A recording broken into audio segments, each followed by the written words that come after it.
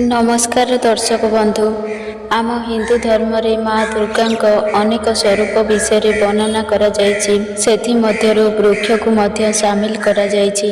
आजिर एही वीडियो रे मु एपरि किछि वृक्ष विषय कहिबाकु जाउछि जेउ वृक्ष को देव वृक्ष एवं देवी वृक्ष मना जाय थाए एवं आपण माने जानती आम हिंदू धर्म रे वृक्षलतार मध्य महत्व रही। वृक्षलता गुड़ी को आमे देवी देवता सदृश्य पूजा करिथाउ। आमर धार्मिक मान्यता अनुसार आमे वृक्षलता को देवी देवता भावरे पूजा करिथाउ। वैज्ञानिक मत अनुसार मध्य वृक्षलता आम जीवनर केन्द्र होइथांती, कारण आमे बंचिबा पई जेउ अम्लजान दरकार होइथाए ताहा आमे वृक्ष ठारो ही पाइथाउ।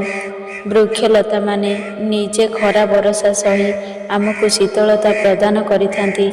एपरि किछि वृक्षलता रहिछि जाहाकु आमे नवरात्रिर पावन पर्वरे कौनसी दिन छुई दियंती आपणक जीवन रे चलीथिबा सबु समस्या गुड़िको दूर हो जाइथाए। आम धर्मशास्त्र रे वृक्षलता गुड़िक बहुत गुणकारी मना जाइथाए।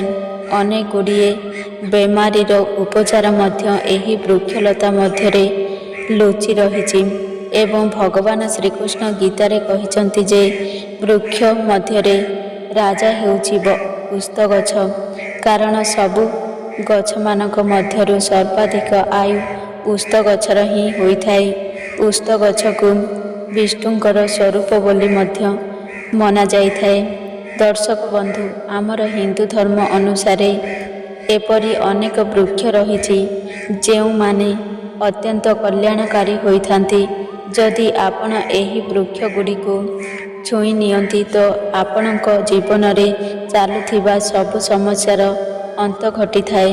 विशेष करी नवरात्रि समय रे एहार प्रभाव अनेक गुण बढ़ी जाई थाए, कारण नवरात्रिर समय को शक्तिर पर्व बोली मना जाई थाए। कारण एही समय रे अचेता वस्तु मध्य चेतना प्राप्त करिथाए, अर्थात एही समय रे जेउ शक्ति आम धरा पृष्ठ को आसी थाए, आमर जीवजंतु पशु पक्षी एमिति निर्जीव वस्तु मध्यरे मध्य प्राण जागी थाए। कारण एही समय रे माँकर 9टी स्वरूप मध्य पूजा करा जाई थाए एवं एही 9टी स्वरूप केते शक्तिशाली अटंती ताहा आपण माने समस्ते जानिछंती। तो आजिर एही वीडियो रे मु आपण मानको 3टी वृक्ष विषय कहिबाकु जाउछि। जदि नवरात्रिर कौनसी दिन रे एही वृक्ष को छुई देई आसंती तो निश्चित भावरे मनस्कामना पूरण हेबा सहित जीवन रे चालुथिबा सबु दुख कष्टर मध्य अंत होई पारिबो। प्रथम वृक्ष होछि बेल वृक्ष। एही बेल वृक्ष रे माँ पार्वती झाड़ू उत्पन्न होइछि। स्कंद पुराण अनुसार माँ पार्वती देवींकर एक स्वरूप अटंती, अर्थात नवदुर्गा मध्यरु माँ पार्वती जणे अटंती। बेल वृक्षर डालरे माँ पार्वती, मूलरे ब्रह्मा, मध्यरे विष्णु एवं अन्य समस्त अंश गुड़िकरे भगवान महादेवंकर वास होइथाए।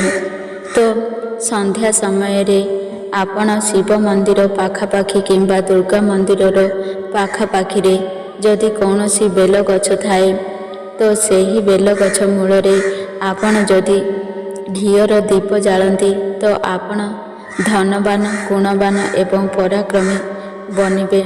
आपणकर समस्त मनस्कामना पूर्ण होइथाए। आमर धर्मशास्त्र रे एपरि मध्य उल्लेख रहिछि जे एही नवरात्रि समय रे माँ नवदुर्गांकर स्मरण करी कौनसी भी व्यक्ति बेल वृक्ष को 7 थर छुई दियंती तो जो व्यक्ति माने एही समय रे व्रत उपवास रखिछंती तांकर थकापन दूर हेबो। एही समय रे आपण व्रत रखिछंती, उपवास रखिछंती तो उपवास कारणरू आपणक भितरे थकापन होइथाए। मात्र आपण जदि बेल गछ को 7 थर छुई दियंती तेबे तुरंत ही आपणक मध्यरु थकापन दूर हो जाइथाए। ଦର୍ଶକ ବନ୍ଧୁ, ଅନେକ ସନ୍ଥ ମହାପୁରୁଷମାନେ ବେଲପତ୍ରକୁ ଖାଇ ତପସ୍ୟା କରିଥାନ୍ତି ଏବଂ ଅନେକ ସିଦ୍ଧି ମଧ୍ୟ ପ୍ରାପ୍ତ କରିଥାନ୍ତି। ଧର୍ମଶାସ୍ତ୍ର ଗୁଡ଼ିକରେ ବର୍ଣ୍ଣନା ଅଛି ଯେ ଆପଣ ନବରାତ୍ରି ସମୟରେ ବେଲପତ୍ର ସେବନ କରିଥାନ୍ତି। ତ ଯେଉଁ ବ୍ୟକ୍ତିମାନେ ଲମ୍ବା ସମୟ ଧରି କୌଣସି ମନ୍ତ୍ରର ଜପ କରୁଛନ୍ତି ଏବଂ ସିଦ୍ଧି ପ୍ରାପ୍ତ କରିପାରୁନାହାନ୍ତି, ତ ଆପଣ ଏହି ନବରାତ୍ରି ସମୟରେ ବେଲ ଗଛର ମୂଳରେ ଘିଅର ଦୀପ ନିଶ୍ଚିତ ଜାଳନ୍ତୁ। ଆପଣଙ୍କୁ ନିଶ୍ଚିତ ଭାବରେ ସିଦ୍ଧିପ୍ରାପ୍ତ ହେବ ଏବଂ ଆପଣଙ୍କୁ ଅନେକ କାର୍ଯ୍ୟରେ ମଧ୍ୟ ସଫଳତା ମିଳିବ। ଏବଂ ଯେଉଁ ବ୍ୟକ୍ତିମାନଙ୍କର ଲମ୍ବା ସମୟ ଧରି କୌଣସି କାର୍ଯ୍ୟ ମଧ୍ୟ ହୋଇପାରୁନାହିଁ, ତ ଆପଣ ପ୍ରତ୍ୟେକ ଦିନ ନବରାତ୍ରିର ସନ୍ଧ୍ୟା ସମୟରେ ବେଲଗଛ ମୂଳରେ ଘିଅର ଦୀପ ଜାଳନ୍ତୁ। ଏବଂ କୌଣସି ବି ବ୍ୟକ୍ତି ନବରାତ୍ରି ସମୟରେ ବେଲଗଛ ମୂଳରେ କ୍ଷୀର ଅର୍ପଣ କରନ୍ତି ତ ଆପଣଙ୍କର ସବୁ ରୋଗ ବ୍ୟାଧି ଦୂର ହୋଇଥାଏ। ଏବଂ ଯଦି ଆପଣ ଗଙ୍ଗା ପାଣିରେ ମିଶାଇ ସିନ୍ଦୁର ମିଶାଇ ବେଲ ଗଛରେ ଲଗାନ୍ତି ତେବେ ଦାରିଦ୍ର୍ୟତା ଦୂର ହୋଇଥାଏ। ଏବଂ ଜଳରେ କଳା ରାଶି ମିଶାଇ ବେଲଗଛ ମୂଳେ ଅର୍ପଣ କରନ୍ତି ତ ସୌଭାଗ୍ୟବତୀ ହୋଇଥାଏ। ଏବଂ ଆପଣମାନେ ଜାଣି ରଖିବା ଉଚିତ, ବେଲଗଛରେ ଯେଉଁ 3ଟି ପତ୍ର ଥାଏ, ତ୍ରିଶଖା ବେଲପତ୍ର ହୋଇଥାଏ। ଗୋଟିଏ ପତ୍ରକୁ ମା ମହାକାଳୀ, ଗୋଟିଏ ପତ୍ର ମା ମହାଲକ୍ଷ୍ମୀ ଏବଂ ଅନ୍ୟ ପତ୍ରକୁ ମା ସରସ୍ୱତୀଙ୍କ ସ୍ୱରୂପ ବୋଲି ମନାଯାଇଥାଏ।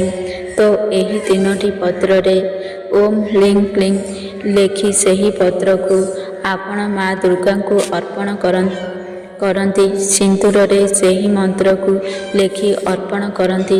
ତାଙ୍କର ସମସ୍ତ ମନସ୍କାମନା ପୂର୍ଣ୍ଣ ହୋଇଥାଏ ଏବଂ ପ୍ରତ୍ୟେକ କାର୍ଯ୍ୟରେ ଆପଣଙ୍କୁ ସଫଳତା ମଧ୍ୟ ପ୍ରାପ୍ତ ହୋଇଥାଏ। ଯଦି ଅନେକ ଦିନ ଧରି ଆପଣଙ୍କ ମନସ୍କାମନା ରହିଛି ପୂରଣ ହୋଇପାରୁନାହିଁ, ତ ଆପଣ ଏହି ଉପାୟଟି ନିଶ୍ଚିତ କରନ୍ତୁ। ଆପଣଙ୍କ ମନସ୍କାମନା ଅତି ଶୀଘ୍ର ପୂର୍ଣ୍ଣ ହୋଇଯିବ। ନବରାତ୍ରି ସମୟରେ ତମ୍ବାର ମୁଦି ବେଲଗଛ ମୂଳରେ ଗାତ ପୋତି ଦେବେ ଏବଂ 4 ଦିନ ତାକୁ ସେହିପରି ରହିବାକୁ ଛାଡ଼ି ଦିଅନ୍ତୁ। ତାପରେ ସେହି ମୁଦିକୁ ଧାରଣ କରନ୍ତୁ। ତ ସେହି ମୁଦି ଜାଗ୍ରତ ହୋଇଯାଇଥାଏ, କାରଣ ନବରାତ୍ରି ସମୟରେ ବେଲଗଛର ଊର୍ଜା ଅଧିକ ବଢ଼ିଯାଇଥାଏ। ଏବଂ ଆପଣ ଯଦି ଏହି ମୁଦିକୁ ବେଲଗଛ ମୂଳରେ 4 ଦିନ ପର୍ଯ୍ୟନ୍ତ ପୋତି ତାପରେ ତାକୁ ନେଇକି ଧାରଣ କର, ତ ରକ୍ତ ସମ୍ବନ୍ଧୀୟ ସମସ୍ତ ସମସ୍ୟା ଆପଣଙ୍କର ଦୂର ହୋଇଯାଇଥାଏ। କାରଣ ତମ୍ବାରେ ଯେଉଁ ଧାତୁ ଥାଏ ତାହା ମଙ୍ଗଳଙ୍କର ସହ ଜଡ଼ିତ ହୋଇଥାଏ। ଏପରିକି ଆପଣଙ୍କ ଯଦି ଶନି ଦଶା ଚାଲିଥାଏ, ସେଥିରୁ ମଧ୍ୟ ମୁକ୍ତି ମିଳିଥାଏ। ଅର୍ଥାତ ଶନିର ପ୍ରଭାବ ଆପଣଙ୍କ ଉପରେ ଏତେ ପଡ଼ିନଥାଏ, ରାହୁ କଷ୍ଟ ମଧ୍ୟ ପ୍ରଭାବ ପଡ଼ିନଥାଏ ଏବଂ ନବଦୁର୍ଗାଙ୍କ କୃପାରୁ ଆପଣ ସର୍ବଦା ସୁରକ୍ଷିତ ରହିପାରିବେ। ଏବଂ ଏହି ମୁଦିକୁ ଧାରଣ କରିଥିବା ବ୍ୟକ୍ତି ମଧ୍ୟ କେବେ ଅକାଳ ମୃତ୍ୟୁ ହୋଇନଥାଏ। ଏବେ ଆସନ୍ତୁ ଜାଣିବା ଦ୍ୱିତୀୟ ବୃକ୍ଷ ବିଷୟରେ। ଦ୍ୱିତୀୟ ବୃକ୍ଷ ହେଉଛି ଶମୀ ବୃକ୍ଷ। ଶମୀ ବୃକ୍ଷକୁ ଜଗଦମ୍ବାଙ୍କର ସ୍ୱରୂପ ବୋଲି ମନାଯାଏ। ଏହି ବୃକ୍ଷରେ ସ୍ୱୟଂ ଜଗଦମ୍ବା ବାସ କରିଥାନ୍ତି। ଯଦି କୌଣସି ବ୍ୟକ୍ତି ସନ୍ଧ୍ୟା ସମୟରେ ଶମୀ ବୃକ୍ଷ ମୂଳରେ ଧୂପ ଦୀପ ଜାଳନ୍ତି ଏବଂ ଶମୀ ବୃକ୍ଷର ଆଳତି କରିଥାନ୍ତି, ତାଙ୍କ ଜୀବନରେ ଚାଲିଥିବା ସମସ୍ତ ପ୍ରକାରର ସମସ୍ୟା ଦୂର ହୋଇଯାଇଥାଏ। ଆମ ଧର୍ମଶାସ୍ତ୍ରରେ ଉଲ୍ଲେଖ କରାଯାଇଛି ଯେ ନବରାତ୍ରିର ପଞ୍ଚମୀ ଏବଂ ସପ୍ତମୀ ଦିନ ମଧ୍ୟରୁ ଯଦି କୌଣସି ଗୋଟିଏ ଦିନରେ ଶମୀ ବୃକ୍ଷରେ ଲାଲ ଚୁଡ଼ି ବାନ୍ଧି ଦିଅନ୍ତି, ତ ଆପଣଙ୍କର ମନସ୍କାମନା ପୂର୍ଣ୍ଣ ହୋଇଥାଏ। ଏବଂ କେଉଁ ମହିଳା ଲାଲ ଚୁଡ଼ିକୁ ନେଇ ଶମୀ ବୃକ୍ଷରେ ବାନ୍ଧନ୍ତି, ତ ତାକୁ ସୌଭାଗ୍ୟବତୀ ପ୍ରାପ୍ତି ହୋଇଥାଏ ଏବଂ ତାଙ୍କର ସ୍ୱାମୀଙ୍କର ମଧ୍ୟ ମଙ୍ଗଳ ହୋଇଥାଏ ଏବଂ ତାଙ୍କ ସ୍ୱାମୀଙ୍କର କେବେ ଅକାଳ ମୃତ୍ୟୁ ହୋଇନଥାଏ ଏବଂ ଶମୀ ବୃକ୍ଷ ମୂଳରେ ଯଦି ଆପଣ ସିନ୍ଦୁର ଅର୍ପଣ କରନ୍ତି ତେବେ ଆପଣଙ୍କୁ ଆରୋଗ୍ୟ ପ୍ରାପ୍ତି ହୋଇଥାଏ। ଆପଣଙ୍କ ଘରେ ଯଦି କୌଣସି ବ୍ୟକ୍ତି ଯଦି କୌଣସି ବେମାରରେ ପଡ଼ି ରହିଛି ତ ଆପଣ ତାଙ୍କ ଚାରିପଟେ ସିନ୍ଦୁରକୁ 7 ଥର ବୁଲାଇ ଦିଅନ୍ତୁ। ତାପରେ ସେହି ସିନ୍ଦୁରକୁ ଆଣି ଶମୀ ବୃକ୍ଷ ମୂଳରେ ଅର୍ପଣ କରନ୍ତୁ। ଆପଣ ଦେଖିବେ ତାଙ୍କର ସେହି ବେମାର ଧୀରେ ଧୀରେ ଭଲ ହେବାକୁ ଲାଗିବ।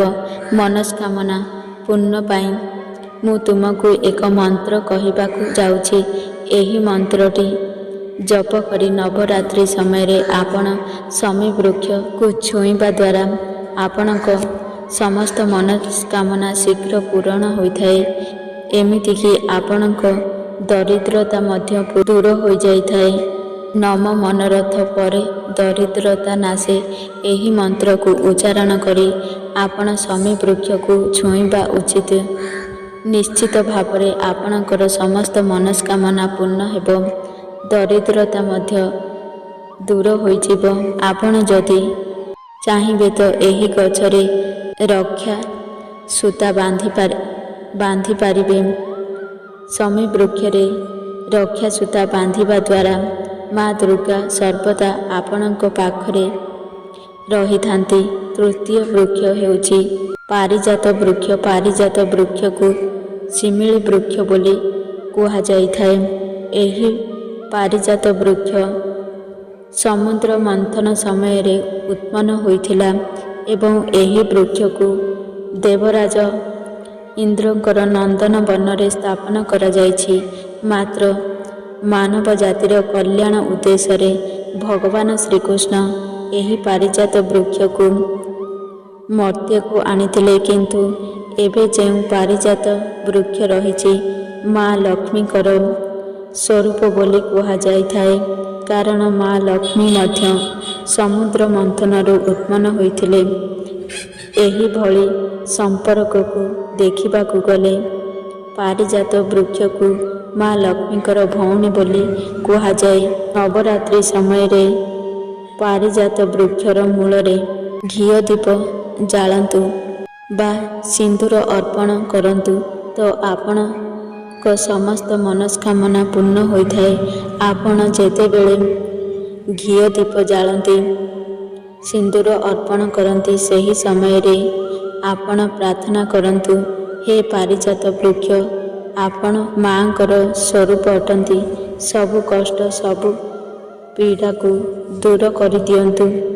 ଏହିଭଳି ପାରିଜାତ ବୃକ୍ଷକୁ କୁହନ୍ତୁ। ତ ନବରାତ୍ରି ସମୟରେ ଏହି 3ଟି ବୃକ୍ଷକୁ ଛୁଇଁଲେ ଆପଣଙ୍କ ସମସ୍ତ ମନସ୍କାମନା ଦୂର ହୋଇଯାଇଥାଏ। ନମସ୍କାର ଦର୍ଶକ ବନ୍ଧୁ, ଯଦି ମୋ ଭିଡ଼ିଓ ଆପଣମାନଙ୍କୁ ପସନ୍ଦ ଆସେ ତାହେଲେ ଭିଡ଼ିଓକୁ ଗୋଟିଏ ଲାଇକ୍ କରନ୍ତୁ ଏବଂ ଆମ ଚ୍ୟାନେଲକୁ ସବସ୍କ୍ରାଇବ୍ କରନ୍ତୁ ଏବଂ ସାଙ୍ଗମାନଙ୍କୁ ଅଧିକରୁ ଅଧିକ ସେୟାର କରନ୍ତୁ। ଏହିଭଳି ମୋଟିଭେସନ୍ ଭିଡ଼ିଓ ଦେଖିବା ପାଇଁ ଜୟ ଜଗନ୍ନାଥ।